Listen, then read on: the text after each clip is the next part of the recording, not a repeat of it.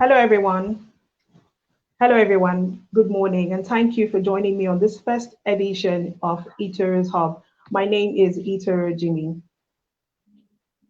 The impact of COVID-19 is what we're going to be talking about today, the impact of COVID-19 in the world of sport. So, the year 2020 is not a year we'll forget in a hurry, and that is because of the pandemic, the COVID-19 pandemic. Now, the pandemic disrupted a whole lot of activities in the world last year, and the world of sport was not spared as activities were put on hold and some were even cancelled. Now, to discuss this with me today is Dr. Jewelson Santos, and he's the president, International Association of Physical Education and Sports Incorporated. Now, Dr. Jewelson is joining me from the Philippines, and I'm going to bring him on right now. Hello, good morning, everyone. Yeah, good morning or good afternoon. Good afternoon, It's because good.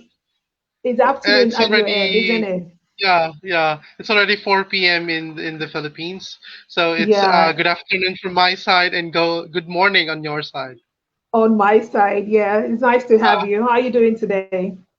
I'm okay. I've just finished a first commitment in my organization in which we have offered a international webinar on sports psychology. Okay, okay. It's nice to have you. It's nice to have you. So, what is really the impact of COVID-19 in the sport industry? What would you say? How would you say the impact is in the sports industry? Actually, when we talk about sports, so let's go back at least 2 to 3 years of life.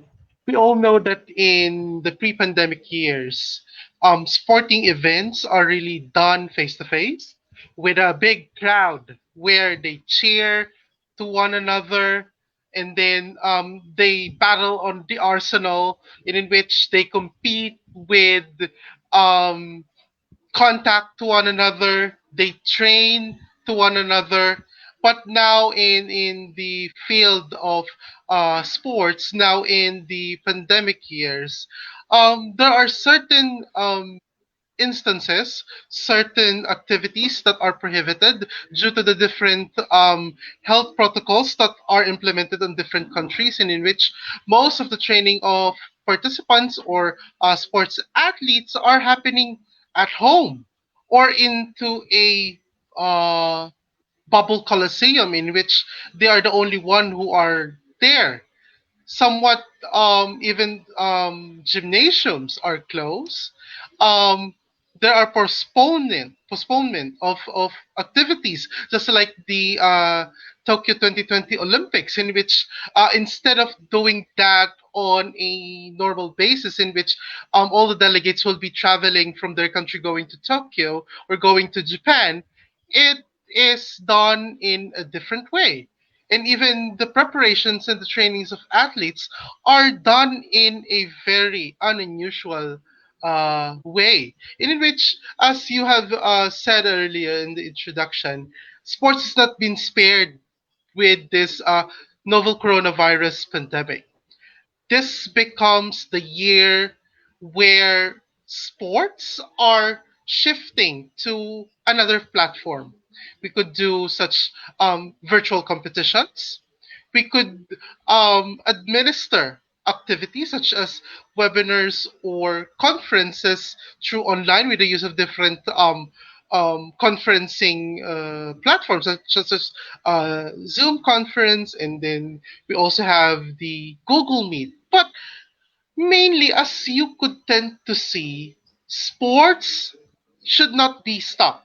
It's part of our life. I hope our audience would tend to agree on me on that. That because sports is really a form of entertainment where we could see companion, we could see new friends. Okay, it's a kind of entertainment, and then it's as well a business and an industry that in which, even though that there is the novel coronavirus, it doesn't mean that it's gonna stop. But the impact of the novel coronavirus is on the way we experience sports and how it would be administered and executed.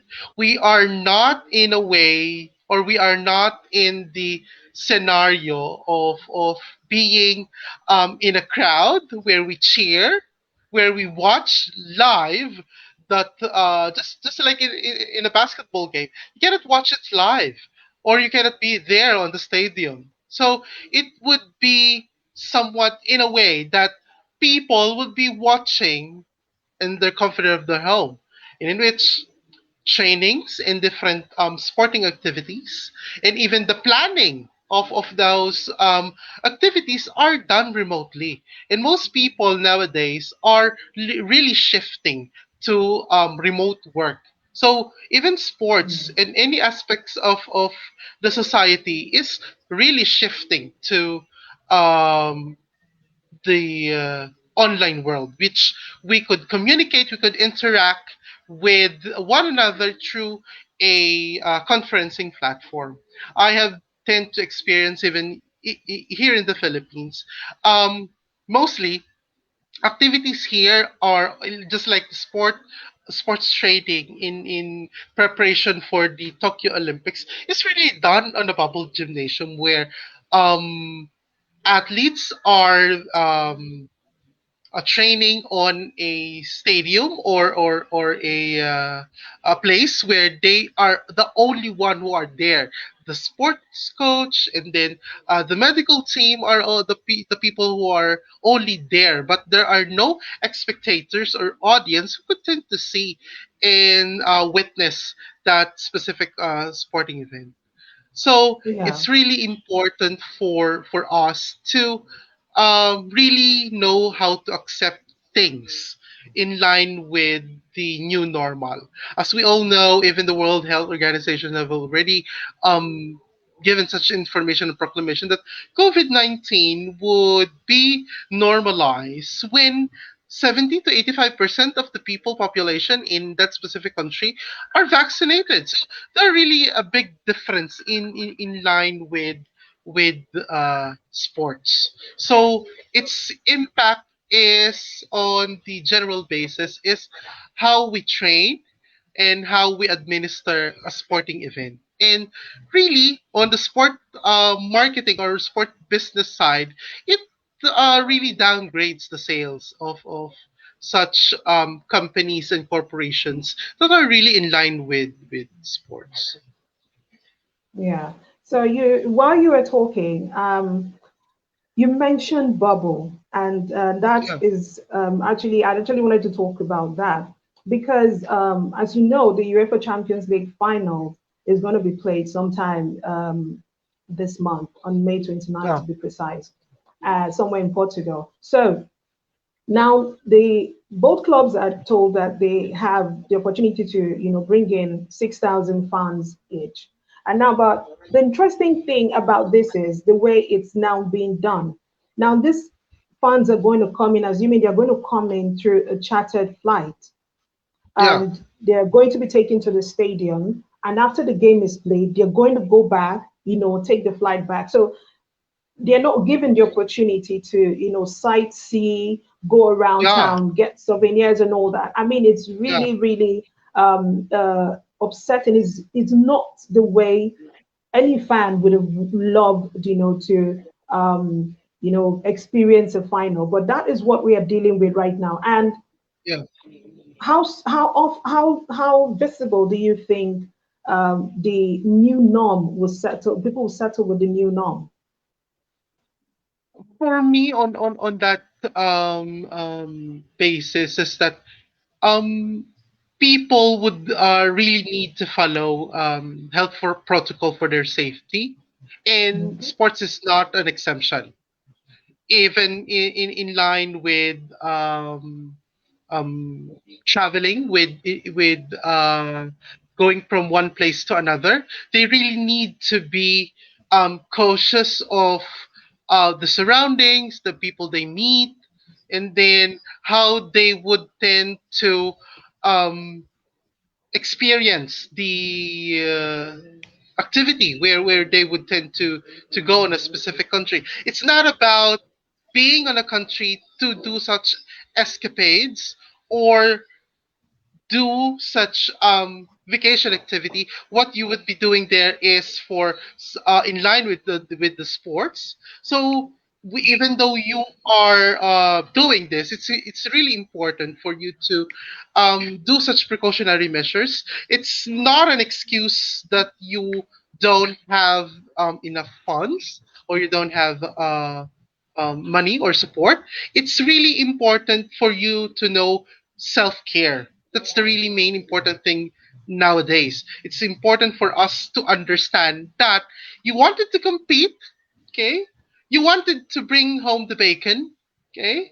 But it's important first is for you to really do self care so that you would not be exposed, you would not get the virus, you could still play, you could still perform on that specific battle. So COVID would be a part of our life, whether we like it or not. It's for us to really know how to accept it, be um, precautious enough on the things you would tend to do, because even though that you are an athlete, you are a well-known athlete, it doesn't mean you are exempted to caught coronavirus. It's important for each and every one of us to understand that this virus is not visible in our naked eye. We cannot say that because I do such um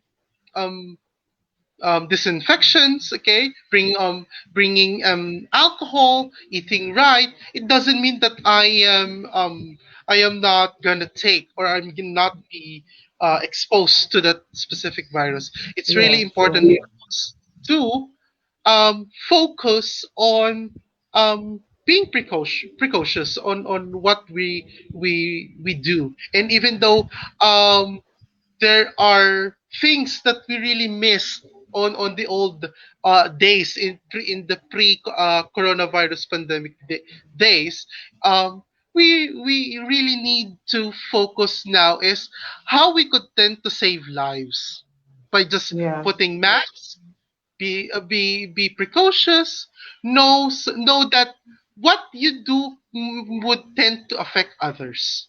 It yeah, doesn't mean that you are an athlete, you are exempted to anything. You're just a human being. Any one of us would tend to be exposed to the virus. So it's very important for us to be, how do they call this, safe. somewhat Yeah, safe. safe Careful. in Yeah, any careful in any circumstances.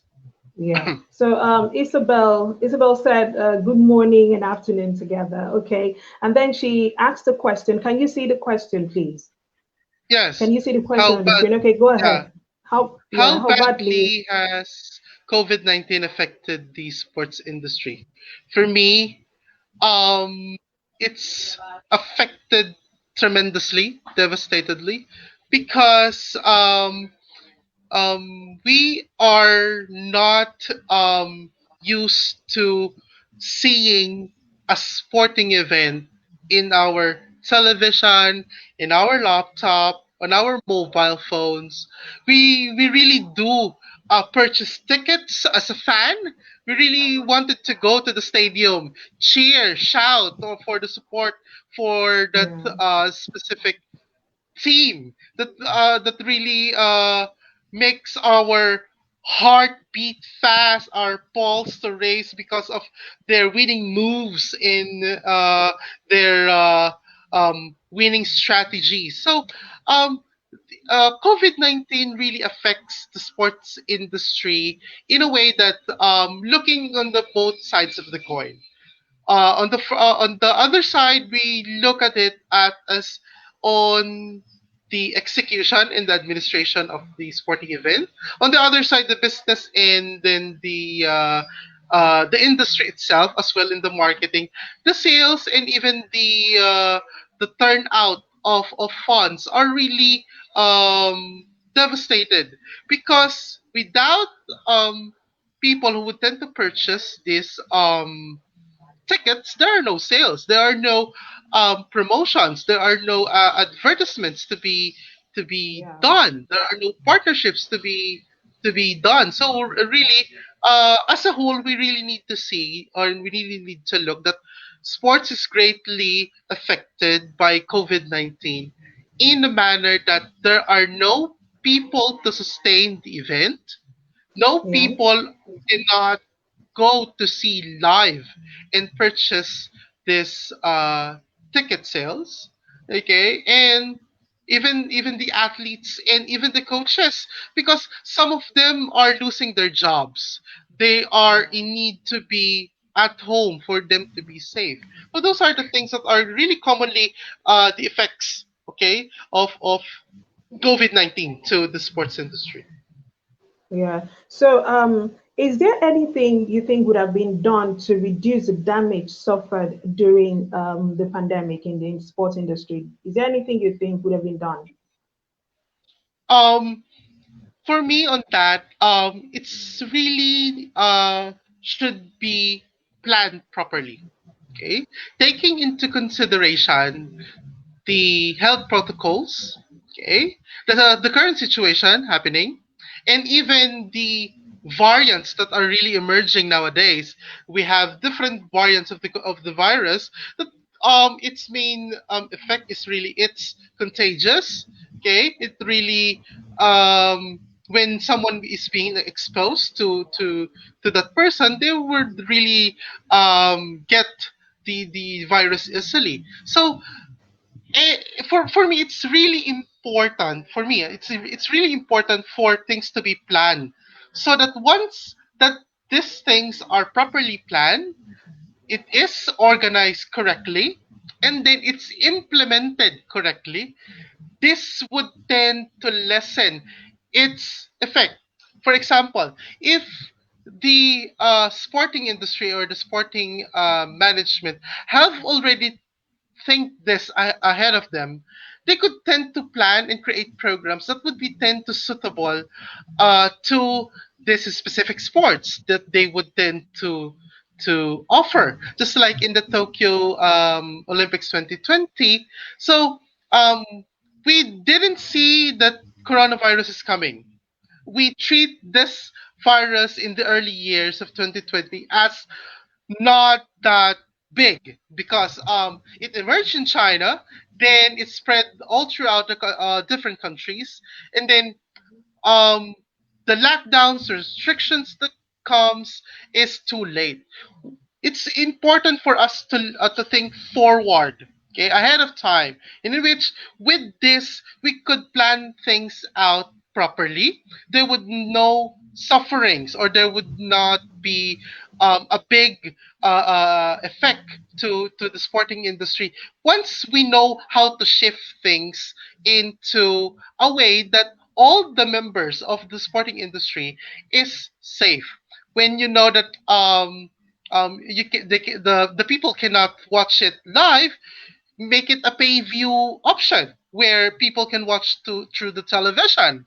Okay, if you really wanted to come up with funds or support or advertisement, it's really important that as well the sports administrators are having such good partnership and collaborations with different industries that would really Yeah. help Yeah. them on managing this sporting event. So really plan ahead, okay, organize things properly, consider things that are happening on that specific country, and then implement it. And nevertheless, after this specific implementation, evaluate, get feedbacks, so that you would tend to know what would be my next move on that All right. specific thing. All right, thank you. So if you're just joining us, you're not too late. We are just 19 minutes and 23 seconds into the first edition of Eater's Hub. And today we are talking about the impact of COVID-19 in the sports industry. And my guest is Dr. Jewelson M. Santos, joining me all the way from the Philippines. So, Santos, Kingsley said, I think sports is dynamic and can adapt to changes. However, the business part is going to be the worst hit, like you mentioned Yeah. earlier, because you mentioned that. So he also says, what ways do you think the business of sports can be re-engineered in the new reality to still make the business part lucrative? That's a very good question, and then really looking on the future of the business of sports or the sports business. It's really important for the sports industry in the business side for them to re-engineer things to in a way that they are maximizing the trends in the new normal. Just like what I am telling is that they really need to shift online. They really need to shift in a way that they are considering the health and safety of their workers, their employees, their athletes. Because in the bigger picture in the sports industry, it's not just the athletes or the coaches who are in this scenario. Even the small people in the sports industry, even though you are just a vendor, you are a sports advertiser, a sports journalist, you are in need really to um, shift yourself, shift the uh, use activities through a safer platform, which is online. We need to really maximize technology in a way that we could manage its advantages and make sure that the disadvantages of technology are as well considered. It's not all the time that we could say that when we shift to online, it's the great thing or that's the best thing. We could as well plan for a limited face-to-face sporting event, okay, where audience are can watch it offline through a TV through the recording of the game, okay, because we also need to consider other people that are less fortunate who cannot afford a pay view option in online or through a pay view platform. So it's very important that we have the recordings.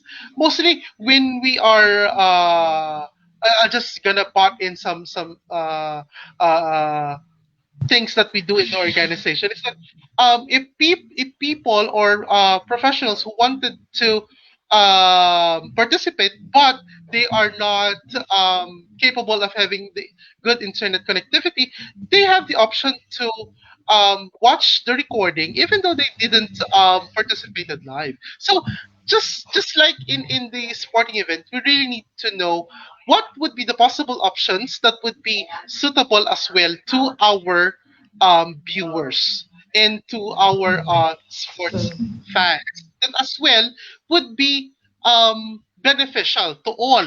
So if you could get funds, okay, you can give honorarium or fees to your people that helps you on running that specific sporting event.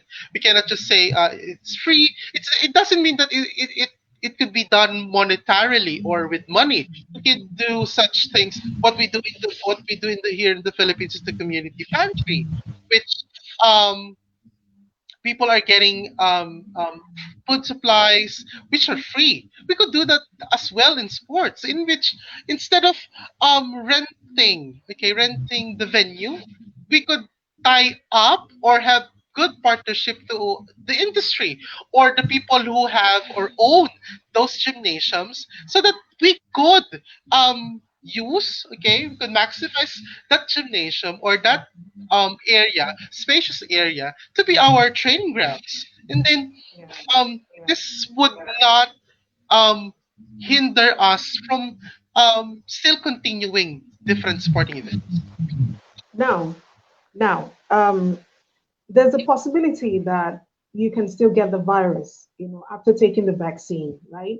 Yeah, So, yeah. how damaging can this be to an athlete? That would be very devastating. Very, it would be psychological. Okay. Okay, the main reason is that you would tend mostly athletes would tend to uh, fear. Okay, they would Yeah. be they would feel fear on being exposed or going to Yeah. the venue or competing with a co-player, okay, or an opponent.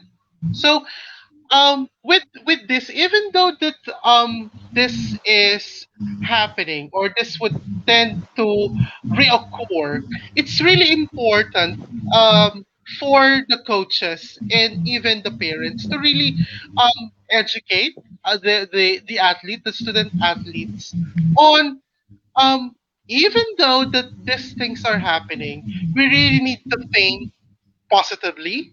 They really need to be confident and they need to be motivated as well. It's not just excuse me for that. It doesn't Sorry. mean that when you are vaccinated, okay, you are immune. It doesn't. There are no Yeah, such things yeah, that that's what we've got to um find out because people actually thought that after taking the vaccine that it's an automatic ticket, to you being safe. But now yeah, we've got to find out that, oh, okay, after taking the vaccine, there's still a possibility that you can still contact COVID. Now, yeah. for an athlete, that, like you said, it can be damaging. Like, could it lead to something very, very, dangerous? That's why I'm asking specifically. Like The that, main stopping them reason. from, Mhm. participating, being active participant in the field of sports. For me, on that aspect, it's just like what I have said earlier. It's really devastating and has a psychological effect. But um, with proper precautions and knowing that things are um, really gonna happen without our grip or because the main reason is that human beings do not perceive the future. But when you apply safety, okay, precautions, and being somewhat in our word in the Philippines in Tagalog, when you know bayanihan or being somewhat um doing camaraderie, okay, that you are giving such Yeah. um uh, a concern to other people that when you see that they are not following such restrictions, tell them. It's really important that um you are a living witness how COVID-19 would tend to affect a human body. It could, worst case scenario, it could lead to death. As an athlete, you don't want to experience that specific thing. So it's really important that once that you are vaccinated and then you are an athlete, it's important that you really need to follow certain health protocols. Okay, be concerned to others. Okay, tell them if they're not wearing a face mask or a face shield, not following restrictions or health protocol, tell them. It's not bad to tell what is good for others because just like in different slogan, you could save lives. Not just it's not being you are a nurse or a medical doctor or you are in Yeah. line with the profession of being a doctor or being a medical practitioner. You to yourself, even though you are a simple person or you are a civilian, you can save lives. Tell them, be concerned. Tell them that this virus is not just a toy that when being thrown or being disposed, okay, or a garbage being disposed, that would be the end. No, this is Sure. a commitment for you to do that, even though that you would tend to when the COVID-19 would tend to occur to you, even though after vaccination, it's important for you to follow certain restrictions. Go in your home, okay, isolate, okay, then if the symptoms is too bad, go to the hospital and make sure that One, when you recover, make sure to consult to medical practitioners. If you could be ready to go back to the sporting events that you are already inclined. It's very Yeah. important to really seek medical suggestions and recommendations from the people who really knows what they're doing. Yeah. Because there are reports that once you get infected, that it affects your kidney, your lungs, and Mm. your heart. So, Yeah, I mean, to an athlete, one could only really, have to be very careful, in order yeah, not to expose his or herself. So, according to a research, I came out a research article published in December 2020 by Christina Gorn. Now, she says, and I quote, during an August 2020 survey among sport industry leaders worldwide, around 43.4% of respondents stated that they believe the sports industry would recover to pre-COVID levels by 2022. Do you agree with this statistics? Do you think things can go back in the sports industry, in 2022? They could go back to being normal pre-COVID. Do you think that we can yeah. get that result I as soon as possible? Yeah, I do believe on that research on the result of that specific study. The main reason is that as long as the different countries would tend to know how to plan, organize, implement, and evaluate things, okay, plan ahead, okay, make sure to consider things, okay, situations, and even the scenarios on the COVID-19 situation, okay, implement and then evaluate the course of action you needed to do. The sporting industry would tend to go back to the pre COVID-19 days, but there would be um, limited or one step at a time scenario when going back to the pre um, COVID-19 days. It doesn't mean that once that we prepare, we organize, we implement, and we evaluate, it doesn't mean that we could really go back to the normal that we go to uh, the gymnasium, watch the um, sporting event, cheer, okay, interact with the crowd. It doesn't mean like that.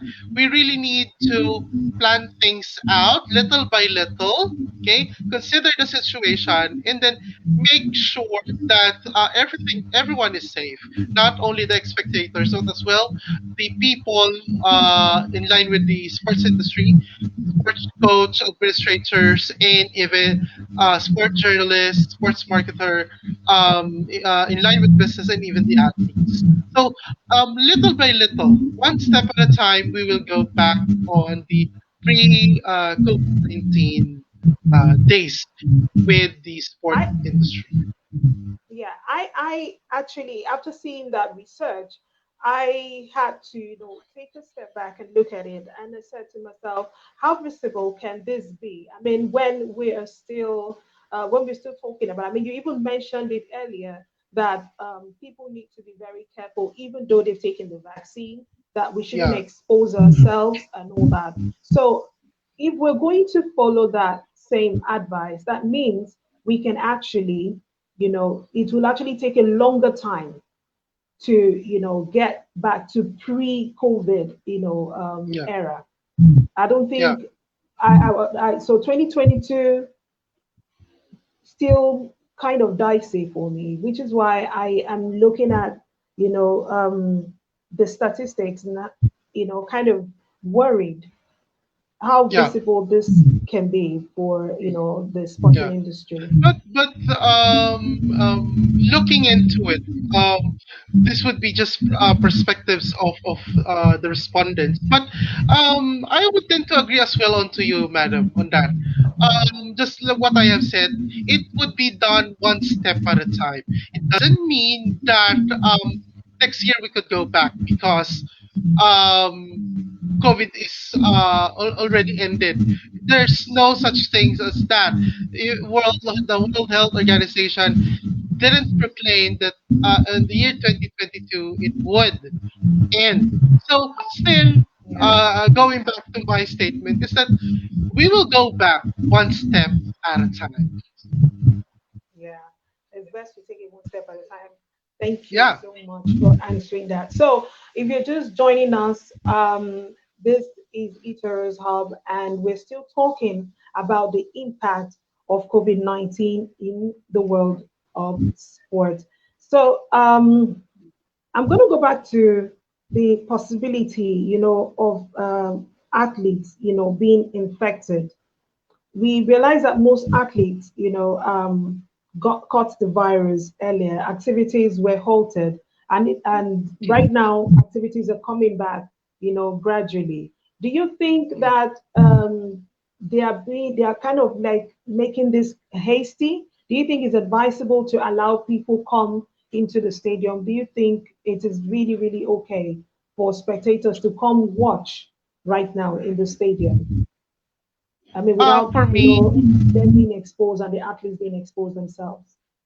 uh, I would not advise spectators to really go and watch live for this sporting event. It's important for them to be safe first. And then, if athletes are already required due to the opening of different sporting events and easing of the restrictions, it's really important for athletes and as well to the coaches and administrators that the venue that they would tend to use is an open it could be an open space, or they would really tend to assure that most of the participants on that specific event would be safe. That is the first priority of the sporting industry. If our participants will be safe when we do that, that's the main reason that when we go back on things, when we plan, consider. Okay? When you organize, you still consider. It doesn't mean that I'm really missing sporting events just like basketball, volleyball, staying out on the field or in the gymnasium. Am I sure that the spectators would be safe? There would be no exposure from the virus, and even the athletes. It's one way or another, where athletes, spectators, sport coaches, and even the administrators should really need to understand these things. That it's not being so positive, too much positivity, that I wanted to administer this sporting event. Let's make it face to face. Make sure that everything first is safe. All of the people who would tend to participate in that would be safe. And we really don't want to sweat that this event would be the cause of a new surge of this novel coronavirus to a specific country or to a specific state or city on that country, right? Yeah, yeah. So, do you think that there are things that can be done to prevent a situation like this from occurring? I mean, yes, the COVID-19 pandemic took the world, unawares, and nobody was ready. No one was Yeah. ready for the damages, that we all suffered. Do you think the sport industry would have put something in place, to curb this, to it kind of minimize the damage that it suffered? Do you think there's anything that would have been done? It's for me, it's important, or the things that could be uh done in line with this novel coronavirus. And then, as we all know, that it's effect mostly on the sporting or the sport industry is too devastating. Okay, it's important for um, government institutions or even um, communities, organizations, and the government of those countries to really work, okay, as one. Consider that um, most of the organizations, okay, commissions, okay, institutes, universities have a lot of data that they could tend to use to make sure that when they convene on a meeting, a forum, okay, on the preparation of such specific sporting activity, they have considered everything with the help and support of those commission, institute, universities, and even the government of that country to give them the vista and then to give them the current scenario. When the sport, if the health minister would tend to say that, okay, the situation is not that good, we cannot just um, plan, okay, and implement or offer a sporting event on that specific state or city because there is a huge surge of COVID-19. So for me, it's better, the best thing to do, okay, or the thing that could be taking place of would be a a form of partnership from different organizations, universities, institutes, and government of the specific country to work with one another and to come up with a specific program that would be applicable to the country and to that specific sports.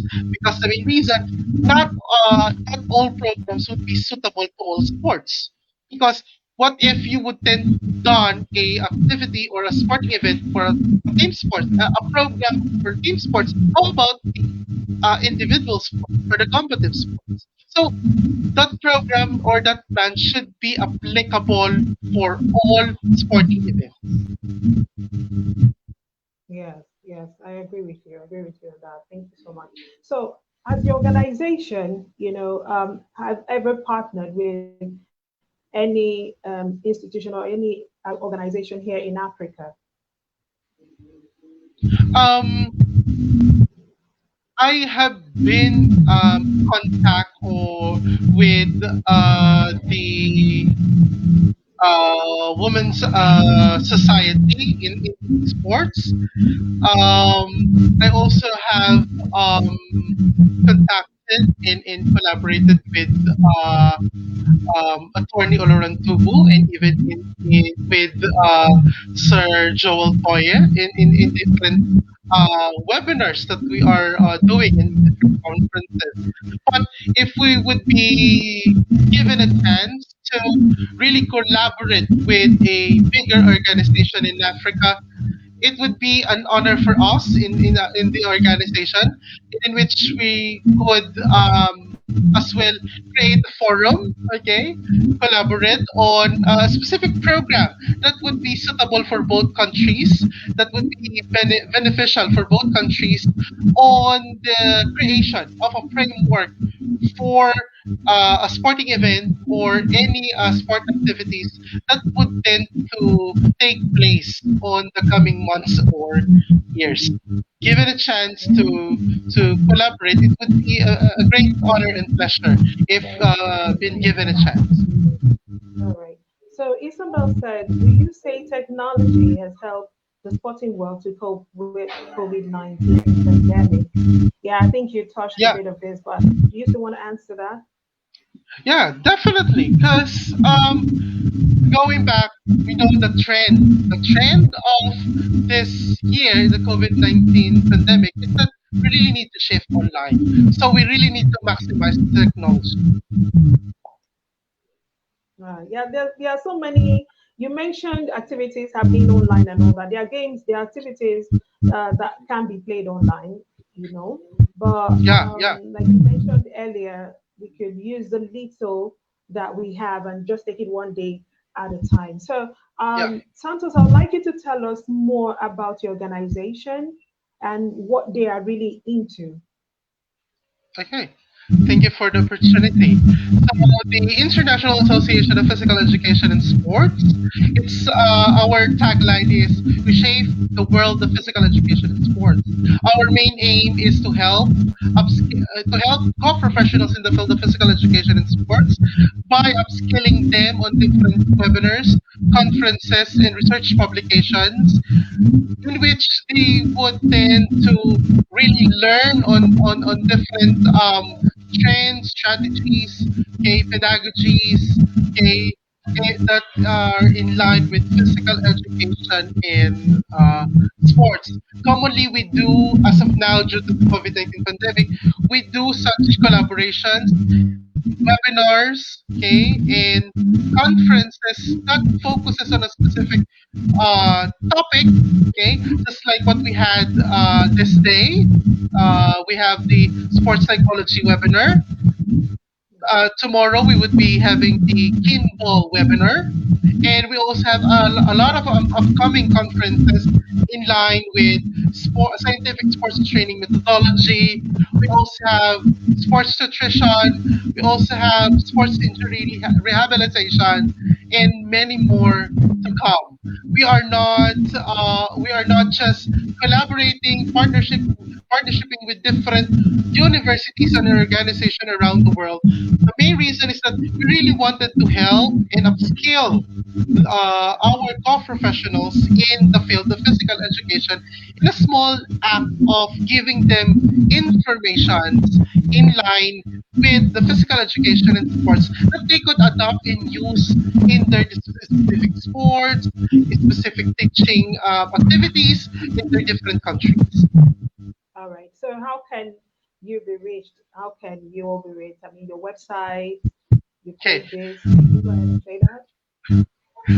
You can contact us through our website, iapsth.org, or simply go to our Facebook page, IAPS 2020. So those are, you could contact us on those platforms. So what should we be expecting from the organization? I mean, you said you want to collaborate. I'm looking forward to you collaborating with, an institution in Nigeria, for instance. Do you have anything in the bags? We are Anything? really planning to expand our collaboration and really reach out countries, universities, and institutions and organizations in Africa and even in Nigeria, most especially, because it would really open channels of um, information, sharing of information, techniques, trends, okay, in the field of physical education and sports. We are really not closing our doors to different collaborations and different sharing of ideas and information that would really create a good framework to this profession. We are really happy and honored having those chances to collaborate with different organizations and institutions around the world. All right. So, who would you like to give a shout out to? Because the weather is kind of not so friendly right now, and the internet's going back and forth. Yeah. I just hope the internet just doesn't go off on me. Okay, so who are those you want to give a shout out, to? And you have the floor. Go ahead. Okay. I would like to give. I would like to take this opportunity to give thanks to Madam Itoro, Jimmy, for this opportunity, a big opportunity to be invited to this forum. To as well to Mr. Joel Toye, who have introduced me to Madam Jimmy. That really opens the channel and the avenue for me to share my insights to my good friend Dr. Kishore Mukhopadhyay, our chief advisor of the organization, to our hardworking advisor as well, Professor Faisal Fayaz in Pakistan, to a good friend and the National Secretary of the Physical Education Foundation of India, Dr. Piyush Jain. Thank you so much. And the members, okay, and the collaborators of the International Association of Physical Education and Sports. Thank you so much for supporting and patronizing the organization. And thank you so much once again, Madam Itoro Jimmy, for this opportunity that you have given me. Thank you so much. Yeah, you're welcome. So I just got a text, and someone sent a message saying, how has the COVID-19 pandemic affected you people in the Philippines?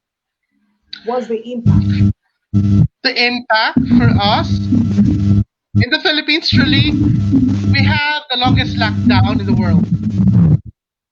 We have the longest community quarantine that would a person or a community or a country would tend to experience. In which many of my fellow men have lost their jobs. Okay, they really lost their jobs.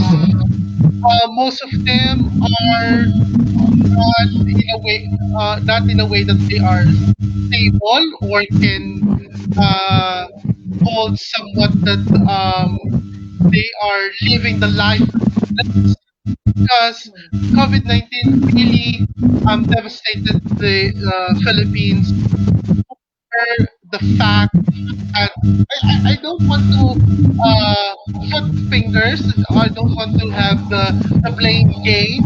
Okay, I just want taking this as the opportunity in this platform to call out to the government to really act fast, really act fast when it is in line with COVID-19. Focus on planning and make sure that you that our country is prioritized in line with the COVID-19 pandemic.